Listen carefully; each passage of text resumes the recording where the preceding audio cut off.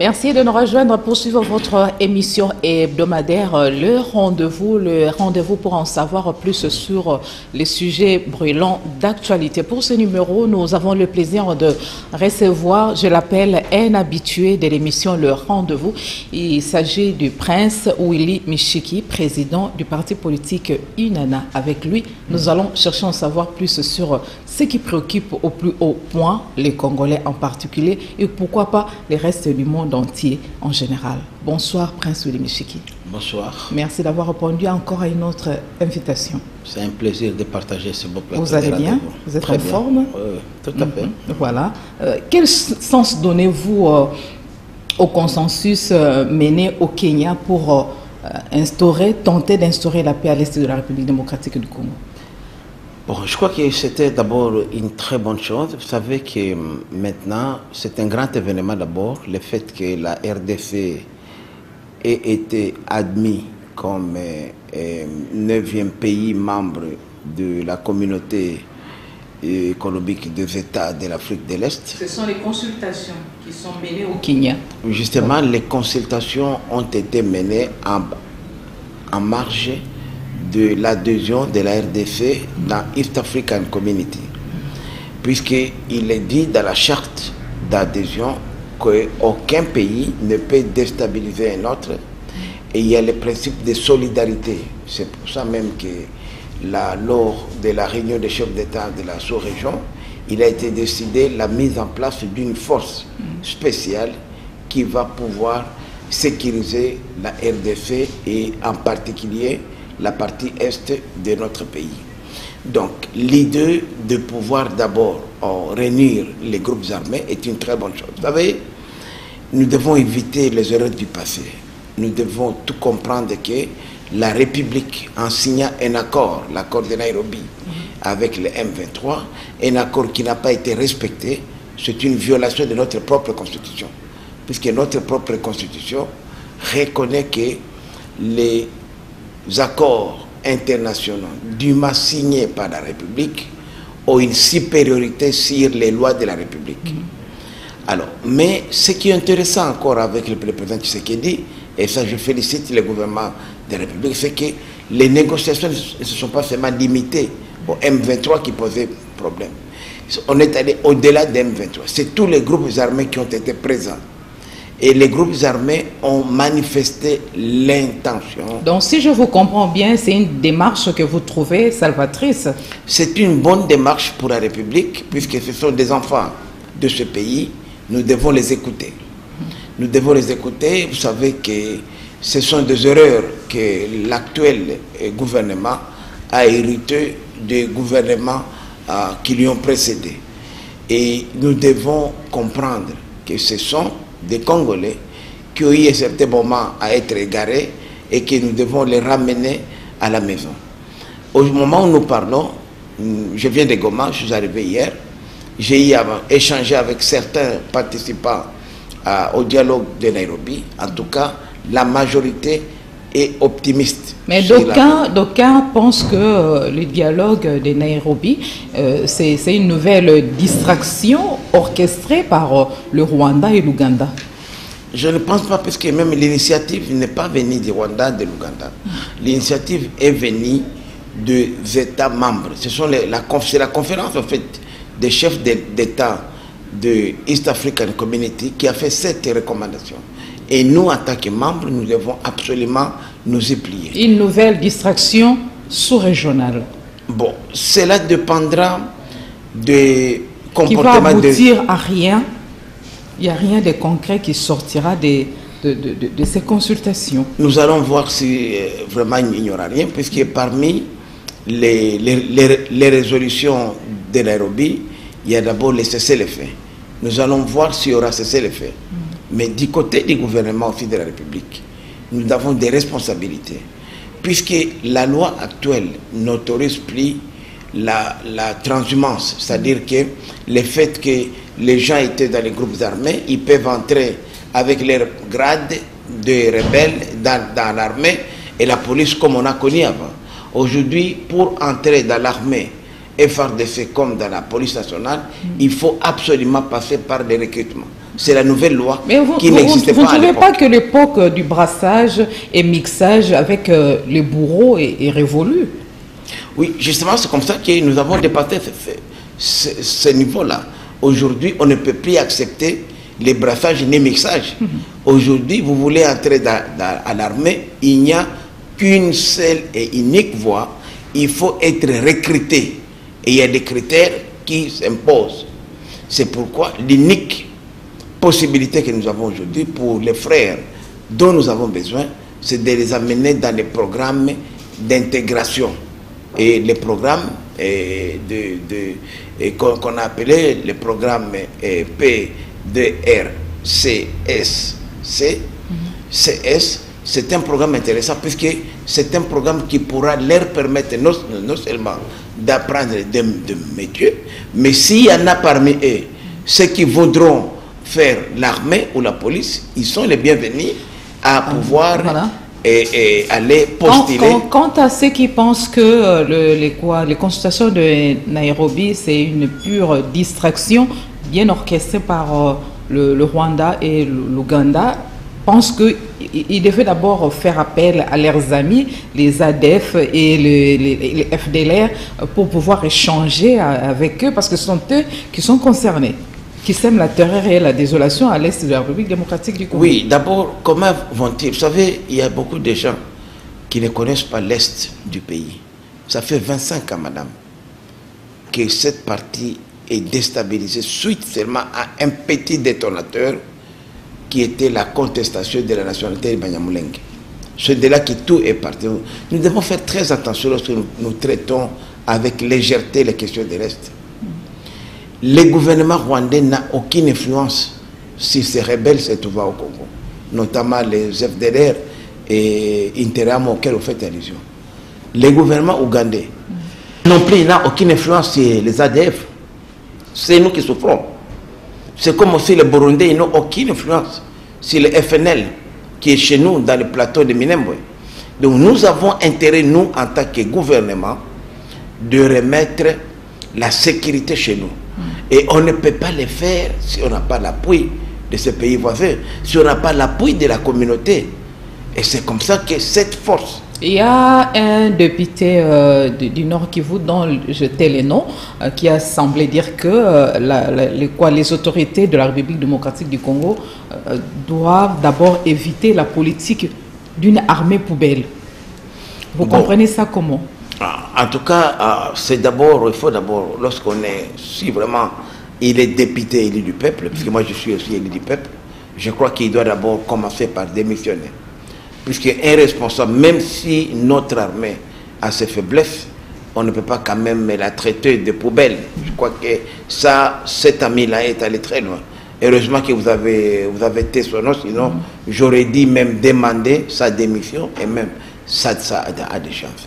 Vous savez très bien que l'armée que nous avons aujourd'hui, c'est le fruit du comportement des politiciens. Cette armée vient de mixage, comme vous l'avez dit. Nous avons connu des moments difficiles. Et pour arriver là où nous sommes aujourd'hui... Mais vous n'allez pas me contredire que des réactions affluent de partout contre, contre les dialogues de Nairobi? Mais qu'est-ce que... Il y a beaucoup de gens qui sont contre ça. Vous savez, ceux qui connaissent bien l'Est du pays ne peuvent pas tenir ce genre de discours que je peux appeler fantaisistes. Vous savez qu'aujourd'hui, qu'est-ce qu'il y a comme alternative au dialogue? Il n'y a rien, rien du tout. Ce sont des gens qui meurent. Or, aujourd'hui, avec ces dialogues... Au moment où il y a dialogue, beaucoup de fusillades, par exemple à Goma, à quoi bon de continuer à dialoguer? Justement, le groupe de Makenga, qui avait essayé d'attaquer certaines positions de la FRDC pendant les dialogues, ce groupe a été exclu, chassé de Nairobi. C'est pour vous dire la fermeté contre tous les autres groupes armés se sont mis d'accord que le groupe de Makenga était un groupe qui n'était pas congolais, qui ne voulait pas la paix au Congo. Et je peux vous dire qu'avec les interventions du président Uhuru Kenyatta, intervention en vidéoconférence, et celle du président de la République Tshisekedi, ces deux interventions ont rassuré ces groupes armés sur la volonté réelle des chefs d'État de la sous-région de les accompagner. Puisque l'accord de Nairobi n'était concerné que 3 pays. Il y avait les parrains rwandais et les parrains ougandais. Aujourd'hui, c'est toute la communauté des États de l'Afrique de l'Est qui s'engage à ce que tout ce qui a été convenu à Nairobi soit exécuté. La République démocratique du Congo venait d'adhérer à la communauté économique de pays de l'Est de l'Afrique, ainsi de suite. Mais plusieurs adhésions qui n'aboutissent plutôt à rien. Ce sont les résultats qui pourra satisfaire plus d'un Congolais au lieu de multiplier des adhésions, adhérer dans l'état économique de pays d'Afrique de l'Est, de l'Ouest, du Nord ou du Sud. Mais ça ne profite pas aux Congolais. C'est là où les bas blessent. Non. Ça n'apporte rien, surtout à l'Est de la République démocratique du Congo, où la population continue à croupir dans la misère. Contrairement à ce que les gens pensent, je vous dis que cette nouvelle a été très bien accueillie par l'Est. Vous savez que nous sommes dans une partie du territoire où on n'a pas accès à la mer. Pour accéder à la mer, nous devons passer par des pays voisins, notamment l'Ouganda, le Rwanda ou le Burundi, pour arriver au port de Dar es Salaam ou au port de la Tanzanie. Cela entraîne non seulement des problèmes d'ordre migratoire, mais aussi des risques énormes, puisque nous ne sommes pas des citoyens de ces pays-là. Mais aujourd'hui, le fait qu'il y a libre circulation de biens des personnes, cela déjà est une décision très bien accueillie pour nous qui habitons l'Est de la République démocratique du Congo. Vous parlez de libre circulation au moment où on assiste maintenant à des spectacles des atrocités, il y a des terrorismes et ainsi de suite. Mais justement, parmi les avantages que nous allons avoir aujourd'hui, il y aura une collaboration prise étroite des systèmes de défense, des services de sécurité et de défense de la sous-région, ont un mécanisme d'alerte. Il y aura même l'identification de personnes. Il y aura même surveillance des biens. Par exemple, tous ceux qui faisaient la fraude aujourd'hui, je regrette pour eux, ils ne pourront plus la faire facilement. Puisque maintenant nous sommes une communauté et les mécanismes de renforcement de confiance, de sécurité vont jouer pour que la RDC bénéficie. Évidemment, les pays que nous venons de rejoindre aujourd'hui, notamment les pays comme le Kenya, la Tanzanie, le Rwanda, sont des grands greniers. Donc, sont des grands producteurs agricoles. Or, vous savez que dans ces pays ici, malgré que nous avons 80 millions d'hectares de terres arabes, mais nous continuons encore à dépendre de l'extérieur, ce qui est vraiment une humiliation pour notre peuple. Alors, nous risquons aujourd'hui de recevoir toute leur production et de dépenser les devises étrangères que nous avons. C'est pourquoi le président du Sénat, que je félicite en passant, le professeur sénateur Bahati Modeste, a vu loin. Il a fait une proposition de modification du code agricole que nous avons aujourd'hui. Puisque la loi actuelle n'attire pas les investissements étrangers. Alors que les pays voisins aujourd'hui, il y a des entreprises étrangères qui opèrent. Quand vous voyez aujourd'hui, on vous dit que nous à l'Est là-bas, presque toute la farine que nous consommons, les riz, le maïs, ça vient de pays voisins, de la Tanzanie. J'ai chez moi à Walikale une entreprise comme Alpha Mine qui chaque mois envoie plus de 100 à 200 camions déposer les minéraux. Vous ne trouvez pas qu'il fallait d'abord commencer par soutenir ces maraîchers, ces pauvres maraîchers qui sont ici, moderniser leur travail de cultiver la terre, au lieu de continuer à multiplier des propositions de loi et enfin, de compte, il n'y a rien. Bukangalozo, ça aboutit à rien. Si on mange des légumes au quotidien, c'est grâce à ces pauvres maraîchers que nous avons. Pourquoi pas prêter main forte à ces femmes-là, en les outillant, de doter des outils nécessaires, des engins nécessaires pour pouvoir cultiver la terre comme il se doit. Moderniser l'agriculture en République démocratique du Congo. Mais justement, pour le faire, madame, pour y parvenir, nous avons besoin de réformes, madame. Vous savez que tout est aujourd'hui fonction des lois qui existent. Et les lois qui existent aujourd'hui, par exemple, ne permettent pas de faire ce que vous dites là. C'est bien beau de le dire. Comment une femme maraîchère peut accéder au crédit? Ce n'est pas possible. Quelqu'un qui a un maraîchère quelque part là-bas, pour accéder au crédit, on vous demande de présenter des hypothèques.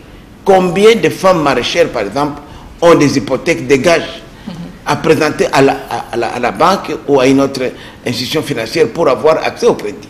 Alors, tout ça, il faut des réformes, il faut des lois où, par exemple, on dit, voilà, l'État congolais peut se porter garant. Voilà. La banque centrale peut, par exemple, demander aux banques commerciales pour dire que tous les crédits agricoles, par exemple, quelqu'un qui a un lopin de terre, la terre peut être utilisée comme gage, comme collatéraux, comme on dit en anglais. Parce qu'on parle de la... Mais il faut une loi. Voilà, on parle de l'Est de la République démocratique du Congo. Les récents propos de l'IGF qui participait à un forum aux États-Unis soutenant qu'au Congo, il n'y a pas de guerre. Vous l'avez suivi de quelle oreille? Bon, je l'ai suivi et je regrette beaucoup que les propos de M. Alinguete ont été dénaturés. M. Alinguete a fait son devoir citoyen. D'ailleurs, moi aussi, dans chaque fois que je rencontre des investisseurs étrangers qui sont intéressés au pays, je banalise les problèmes sécuritaires, puisque quand je vais aux États-Unis, il n'y a plus de sécurité. Même moi, je ne me sens même pas à sécurité. Quand je vais dans des États comme New York, vers tout près de la frontière avec à quoi bon de faire l'ironie? Tout le monde sait qu'à l'est de la RDC, ça ne va pas. La guerre est permanente. Oui, mais on ne peut pas le dire tout haut. Même la communauté internationale est au courant de ça. Bien sûr, mais nous savons que c'est une insécurité créée. Nier cette réalité, c'est pas quand même crédible. Mais non, mais il fallait... L'objectif, c'était quoi? L'objectif, c'était de rassurer les investisseurs à venir au pays. Moi, je vous dis qu'il y a des pays purs que la RDC, où les affaires marchent très bien. Donc, moi, je crois qu'il ne faut pas chercher à déplacer ça de son contexte. Alinguete a fait un très bon travail. D'ailleurs, je le félicite, puisqu'on ne peut pas scier la branche sur laquelle on est assise. Les débats autour de la réforme de la loi électorale évoluent, M. Micheki. L'opposition soutient encore et a crié qu'il faut un consensus hors cadre institutionnel pour rassurer tous. Il faut leur accorder. C'est là, vous trouvez? Oui, et à l'Union sacrée, nous sommes pour les consensus, nous sommes pour les dialogues, puisque la question électorale... Hors cadre institutionnel. Oui, évidemment.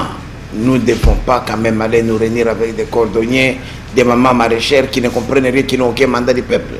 Nous avons eu des élections ici, et il y a des gens qui ont été élus, à qui le peuple a donné mandat pour parler en son nom. Et l'opposition ici est valablement représentée dans les institutions de la République, plus particulièrement au Parlement. Nous ne refusons pas des propositions, elles sont les bienvenues même pour la société civile.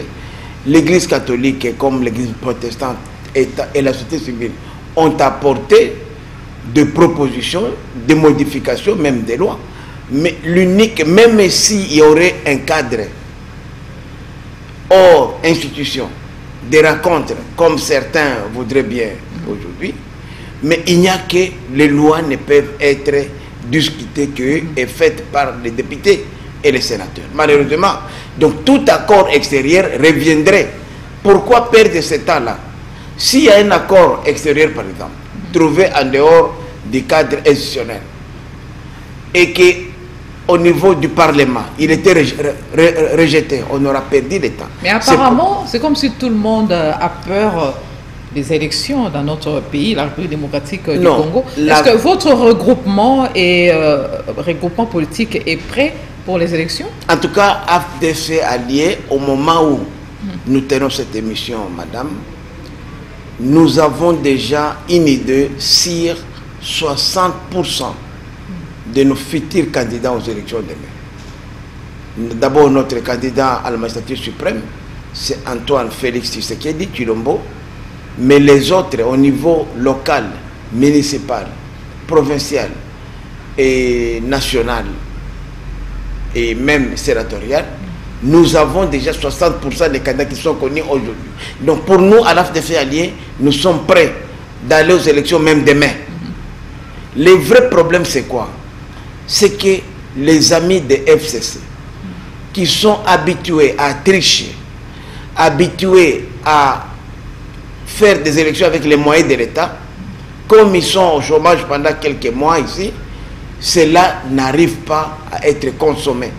Ils veulent à tout prix à ce qu'on puisse mettre en place un gouvernement d'union nationale, de transition, qui va leur permettre encore de recourir aux moyens de l'État pour aller aux élections. Ouais. Et là, je donne encore un conseil à mes ex-amis de la Mouka de faire très attention que leur alliance avec le FCC risque de les placer à la place publique et d'être vilipendés, puisque le FCC a un mauvais passé que la Mouka ne devrait pas porter. J'ai beaucoup de respect pour la Mouka. La loi Tchani, portée par le député Ouloulou, serait transformée en amendement par ces derniers pour l'insérer dans la loi électorale afin d'écarter Moïse Katumbi, considéré comme les grands favoris de ces élections. Ça vous inspire quoi? Bon, d'abord, je crois que ça, c'est plus le débat des réseaux sociaux. Il n'y a pas, on ne peut pas faire une loi contre un individu. Moïse Katumbi n'est pas le seul métis de ce Congo. Même Tshisekedi dans sa famille. Une motion raciste contre Moïse Katumbi. Je ne pense pas qu'on peut faire une loi contre quelqu'un. L'histoire a démontré que chaque fois qu'on veut faire une loi contre une personne, on finit toujours très mal. Et je vais vous dire ici, madame, que la loi, elle est impersonnelle. Nous, au niveau de l'AFDF allié, membres de l'Union sacrée, nous allons tout faire pour que la loi électorale qui sera adoptée demain au Parlement soit une loi impersonnelle. Puisqu'on fait les lois pour la postérité. Justement, si le FCC a échoué, c'est puisqu'il faisait des lois pour s'en servir eux-mêmes. Vous trouvez qu'une loi a toujours été discriminatoire? Nous ne pensons pas qu'une loi peut être discriminatoire, puisque pour que la loi passe, il y a toujours l'avis conforme de la Cour constitutionnelle. Ça s'appelle la discrimination positive. Non, si la Cour constitutionnelle constate qu'elle est vraiment une discrimination positive, elle passerait, puisque la Cour constitutionnelle doit d'abord examiner cette proposition de loi avant de pouvoir l'adopter. Donc, je peux dire qu'on ne peut pas s'inquiéter de ce côté-là. Il n'y aura pas de loi qui serait promulguée par les chefs de l'État sans l'avis positif de la Cour constitutionnelle. On peut appeler une loi discriminatoire au cas où on sait que dans chaque loi, ça exclut toujours une catégorie. Voilà pour laquelle on appelle ça une discrimination positive. Oui, madame, nous sommes en train aujourd'hui d'éviter toutes les erreurs du passé. Et vous savez, la peur des gens de FCC, c'est quoi? Puisqu'ils croient que comme eux faisaient tout en fonction des tricheries, et que la nouvelle majorité adopterait les mêmes pratiques. Je peux vous rassurer, madame, que la loi électorale, telle que modifiée, promulguée très prochainement par les chefs de l'État, sera la meilleure, qui va rassembler les Congolais et non pas les diviser. Lorsqu'on regarde les innovations aujourd'hui qui sont apportées, par exemple, la question des suppléances, vous savez que nous avons tous décrié ici, et cela même a réduit les niveaux de débat au niveau des assemblées délibératives, puisque une fois que le lit est appelé à d'autres fonctions, le suppléant qui ne connaît absolument rien, qui n'a pas la confiance du peuple, qui n'est même pas redevable politiquement, ne fait rien. La question des femmes aujourd'hui, par exemple, la représentativité des femmes. Nous voulons que les femmes qui ont été représentées, qui ont voté dans les élections passées à 40% seulement, alors que sur les 100% des femmes inscrites qui ont obtenu des cartes d'électeurs, seulement 40%. Les candidats, j'insiste là-dessus, les candidats présidents de la République devraient avoir des parents congolais, son épouse ou époux pareil. Tels seraient les amendements du député national Tingui Pololo. Bon, comme je l'ai dit, moi par exemple, sincèrement, je ne partage pas Ça, je suis de l'Union Sacrée, je ne pensais pas, mais c'est un débat. Ce n'est qu'une proposition que mon ami honorable Pouloulou apporte. Est-ce que ça va être adopté? Pas du tout. Et les élections de 2023, ça sent mauvais, surtout dans l'environnement politique, vous ne trouvez pas? Moi, je pense que les gens ont plus peur pour rien. Vous savez, à chaque fois, à la veille de grandes échéances politiques, il y a toujours la turbulence.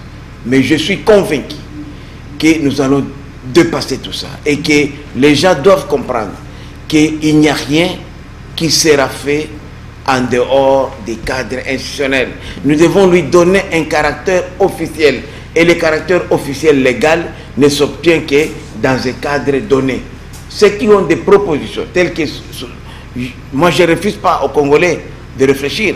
Je salue les propositions de Fing Pouloulou, mais moi, je ne les partage pas, par exemple. Alors que je suis dans l'Union Sacrée, est-ce que c'est ça qui fait peur?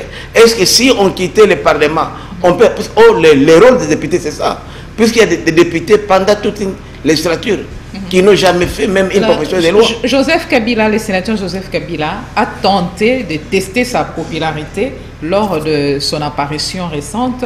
Il est passé sur les boulevards triomphales. Il y avait du monde pour le saluer, l'accueillir. Alors, je voulais un peu que vous puissiez répondre à cette question. Existe-t-il des dispositifs juridiques qui interdisent ou autorisent le retour de Joseph Kabila? Madame, je vais d'abord vous parler comme juriste, pas comme politicien. Au regard de la loi, 5 ans après la fin du mandat des chefs de l'État, il peut se présenter aux élections. Donc moi, Willy Michel, je suis de l'Union Sacrée. Au regard des textes que j'interroge, j'ai suivi d'autres collègues, moi je crois que Kabila est le bienvenu. D'ailleurs, moi je voudrais voir vraiment Kabila en 2020. Mais je vous dis ici, madame, vous vous rappellerez de cette émission. Kabila ne sera pas candidat. Même si la Constitution l'autorisait, Kabila ne sera pas candidat. Et Matata Ponyo? Matata pourrait l'être, puisque il ne sera pas candidat. Je sais que Matata, il sait bien qu'il ne sera pas élu. Matata Ponyo, mais Matata va être candidat. Martin Fayoulou, on parle même de Lambert Mendy. Oui, Matata va être candidat pour se sécuriser. Vous savez qu'avec tous ces procès qu'il est en train de connaître aujourd'hui, il pense que lorsqu'il devenait chef de l'État, il pouvait avoir l'immunité, ne serait-ce que pendant l'exercice de ses fonctions. Mais tout le monde peut être candidat. Même moi, Willy Michel, je peux être candidat. Mais nous, à l'Union Sacrée, nous avons décidé de présenter une candidature unique, puisque nous avons une vision de l'Union Sacrée, et le visionnaire, c'est Tshisekedi. Donc pour nous, à l'Union Sacrée, jusqu'à la preuve du contraire, notre candidat, c'est Félix Tshisekedi Tshilombo. Et c'est comme ça que nous, à l'AFDC Allié, nous l'avons fait savoir publiquement que nous n'avons pas d'autres candidats que celui-là. Tout candidat de l'Union Sacrée qui se présenterait, en tout cas, il serait porté par une autre organisation et non pas l'Union Sacrée. En rapport avec les élections des gouverneurs, les candidats AFDCA se sont retirés du ticket Union Sacrée. Mot d'ordre lancé par l'autorité morale Bahati. Ça sent que à l'Union Sacrée, l'AFDC a sa place. Bon, il faut d'abord dire une chose, madame, que aucun candidat gouverneur de l'AFDC allié ne s'est retiré en protestation. Puisque le ticket de l'Union Sacrée a été composé avec les délégués de l'Union Sacrée sous la présidence de notre autorité morale. Vous verrez, c'est la signature de Bahati. Alors comment nos candidats s'est retiré? Ce qui est vrai, nous avons été victimes de frustration, madame. Ce n'est pas normal. Nous sommes le regroupement dans l'Union Sacrée qui a plus de 70 députés provinciaux. En principe, plus de la moitié des gouverneurs de l'Union Sacrée devraient revenir à l'AFDC allié. Je prends le cas du Congo central. L'AFDC allié a 5 députés provinciaux, côte à côte avec ACO, qui a aussi 5. En principe, ACO, une partie est dans les ex-FCC aujourd'hui. Donc, à l'Union Sacrée, nous sommes majorité. On nous impose de soutenir une candidature d'un parti frère, Union Sacrée, l'INC, qui n'est pas, par exemple, qui n'a même pas un député. Mais par solidarité, nous l'acceptons. La même chose, vous allez aujourd'hui au Kasaï central. Nous sommes la première force. Un peu partout comme ça. Donc, nous avons dit, même au Maniema, mais nous avons dit, mais c'est difficile, madame, de faire avaler à nos députés provinciaux qu'ils peuvent soutenir des candidats d'autres partis, alors que c'est nous qui sommes majoritaires. Les départs du gouvernement, du ministre de l'économie, ça vous inspire quoi? Bon, le ministre de l'économie a été victime de la bonne politique. D'abord, la politique qu'il lui fait, ce n'est pas sa politique, le pauvre Kalumba. C'est la politique du gouvernement. La preuve, le gouvernement l'a soutenu. Le chef de l'État l'a reçu publiquement pour le féliciter. Donc, les enjeux politiques, les intérêts des hommes d'affaires ont fait que le ministre Kalumba parte. Mais Kalumba est parti. Mais c'est un individu qui part. La politique va continuer. L'AFDC allié a toujours son quota. Ça ne change rien. Il n'y a pas que lui, plusieurs projets du gouvernement n'ont pas été achevés.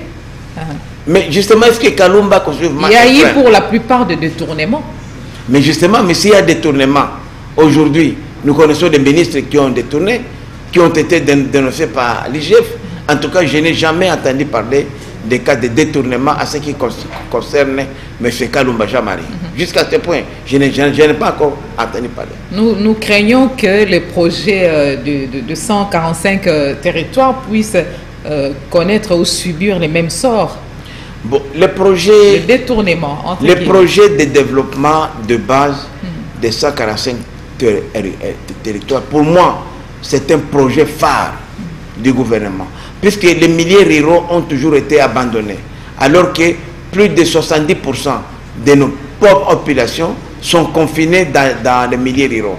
Mais la clé de réussite de ce projet-là, c'est d'abord, les infrastructures routières. Même si on produisait dans les milieux ruraux, on ne pourra pas aujourd'hui arriver à évacuer la production. L'accessibilité dans ces milieux, puisque même l'insécurité aujourd'hui, vous allez constater que là où il y a insécurité, il y a des problèmes d'infrastructure, il y a inaccessibilité. Je prends le cas de mon territoire de Walikale. Même le Premier ministre l'a signalé récemment qu'ils sont conscients que les défis à relever restent énormes. Justement, mais moi j'ai dit, j'insiste beaucoup sur les routes. Aussi longtemps qu'on n'aura pas de bonnes routes dans ce pays, aucun projet de développement de milliers de ruraux ne pourrait réussir. Les routes des desserts agricoles, les routes des desserts agricoles, c'est ça qu'il faut faire. On peut parler de rectification, on peut donner de l'eau aux gens, mais si on n'a pas de bonnes routes, on aura toujours des problèmes. Avec le peu de temps qui nous reste, le gouvernement actuel saura remonter la pente parce que les élections pointent à l'horizon. Il est possible, c'est juste question de volonté politique et de savoir par où commencer et qu'est-ce qu'il faut faire. En tout cas, la volonté politique est là. Je pense que le chef de l'État est animé de bonne foi, mais il a besoin aujourd'hui de renforcer son entourage et d'avoir une équipe gouvernementale qui répond à sa vision. Il va le faire quand? C'est le credo des plus d'un acteur politique, Madame, surtout de l'opposition. Je vais vous mais dire il va que le faire quand? Je suis de l'Union Sacrée. Ou bien parmi les erreurs que j'ai constatées à l'Union Sacrée, c'est la lenteur pour faire les choses. On fait des choses comme si on n'allait pas aux élections aujourd'hui. Regardez aujourd'hui, nous sommes presque à la fin du mandat de Tshisekedi.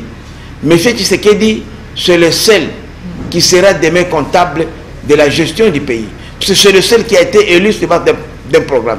Mais au moment où nous parlons, 80% des mandataires sont encore de FCC. 95% de responsables de la petite territoriale sont encore de FCC. 95% de diplomates et des ambassadeurs et consorts sont de FCC. Alors, je dis, quel est le bilan que nous allons défendre demain? Puisque nous n'avons pas la vision Fachi est là.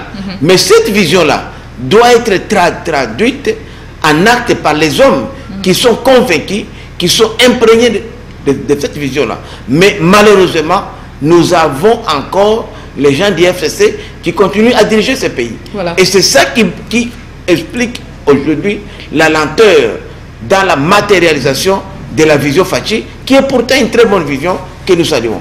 Voilà, merci. 30 avril et 1er mai 2022, le Premier ministre a rendu hommage aux enseignants congolais.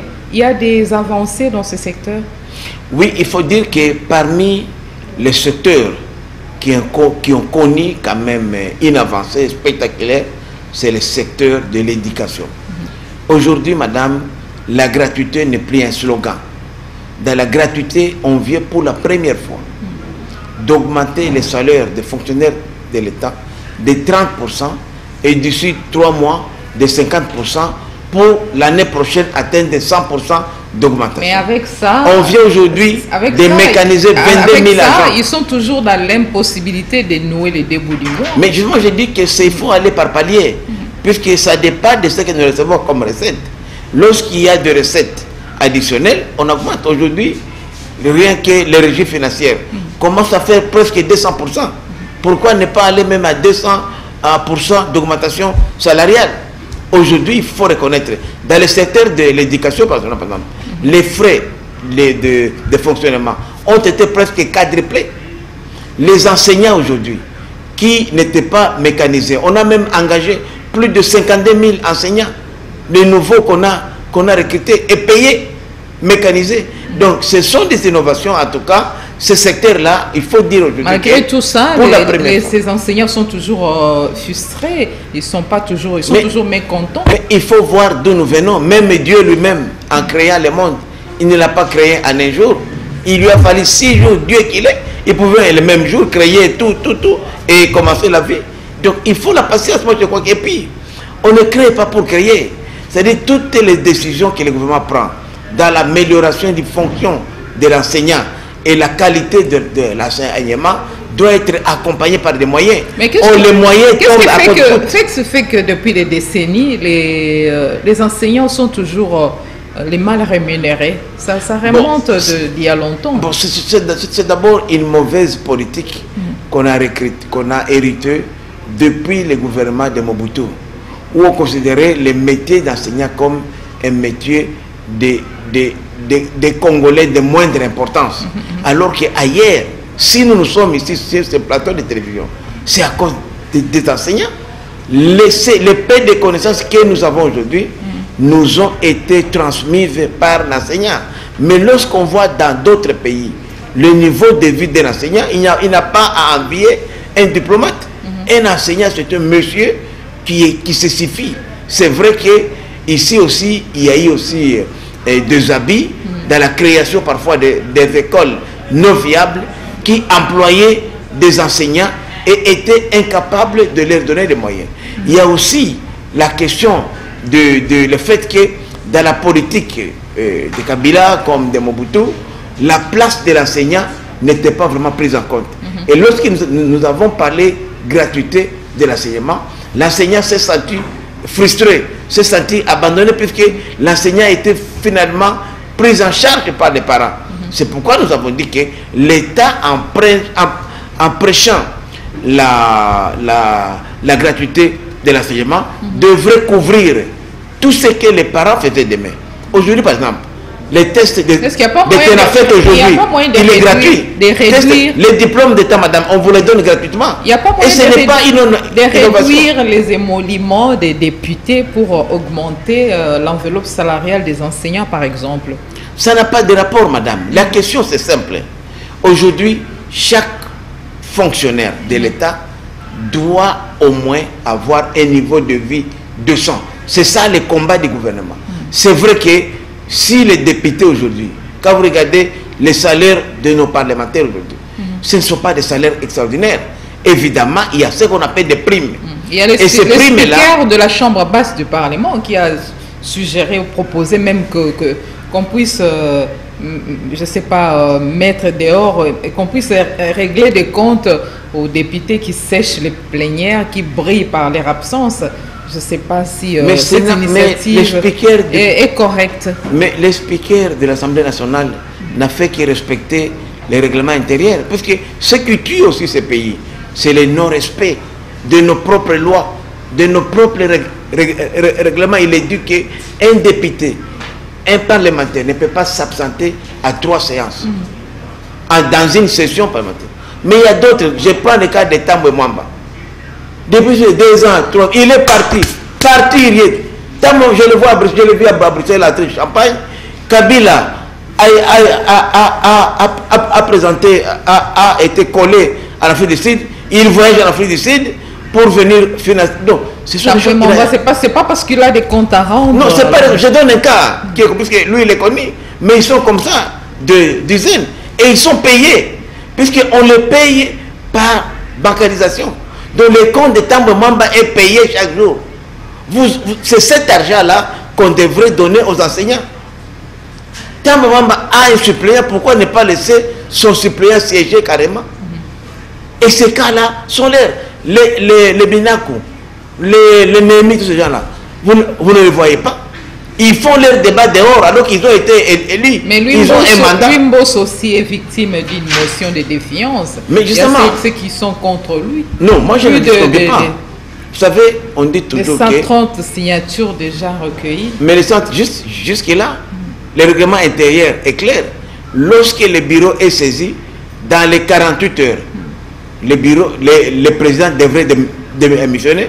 Même au niveau où nous parlons, les 130 signatures, moi je ne les ai pas encore vues.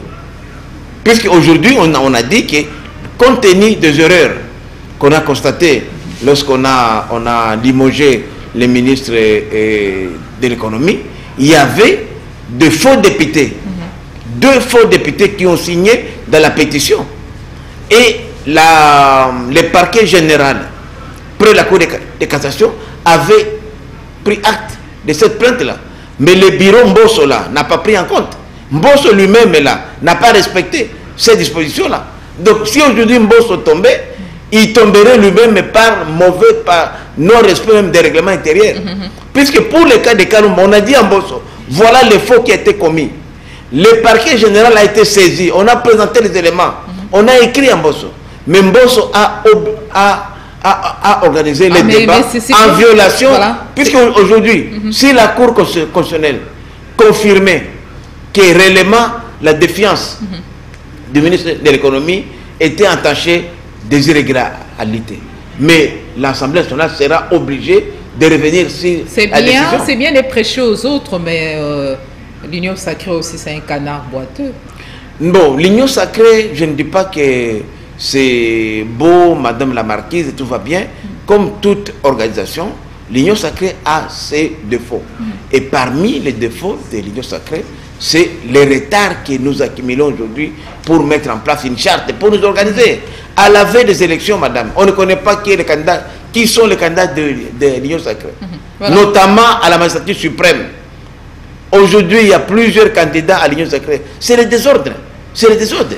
Les problèmes de l'inflation est mondial, mais il n'y a pas moyen de revoir impérativement les perspectives économiques, M. Willy Chiki, et puis que vive la réconciliation Katangé-Kasseya. D'abord, je voudrais dire une chose, madame. En 2 mots, j'attends les gens parler. La rareté de la vie, c'est partout. D'ailleurs, quand vous regardez aujourd'hui, les prix de biens de première nécessité ont triplé, quadruplé ailleurs. Même les prix, moi je dis, moi Willy Chiki, ministre de l'économie, je dois imposer les vrais prix à la pompe. Ici, le carburant doit coûter au moins 4 000 francs. 4 000 francs, c'est le vrai prix. L'État doit récupérer la parafiscalité et les taxes pour améliorer les conditions. Mais lorsque l'État est prêt à leur place, ça ne va pas. Je salue l'idée de réconciliation de Katangé et Kassaye. C'est une très bonne chose. J'ai appris aussi qu'au Bandounou, c'est la même chose. Mais j'ai dit ceci que tout ça, c'est la machination politique. Il y a des politiciens qui tirent les ficelles chaque fois à la veille des échéances politiques. Il y a des gens qui veulent se régler les comptes en utilisant les communautés ethniques. Et ça, c'est à bannir, puisque la pire des guerres, c'est la guerre ethnique et communautaire. C'était un plaisir énorme d'échanger encore avec vous, Prince Willy Chiki, président de l'INANA, pour ceux qui ont pris l'émission en cours. La rediffusion, c'est mercredi à 12h30, heure de Kinshasa. Si vous avez aimé l'émission, il faut remercier amplement Antena, la chaîne des références qui a disponibilisé ces temps. Et puis, tous les héros dans l'ombre, j'étais les noms, ils sont nombreux. Merci. Il ne me reste qu'à vous souhaiter une très belle soirée à tous et chacun.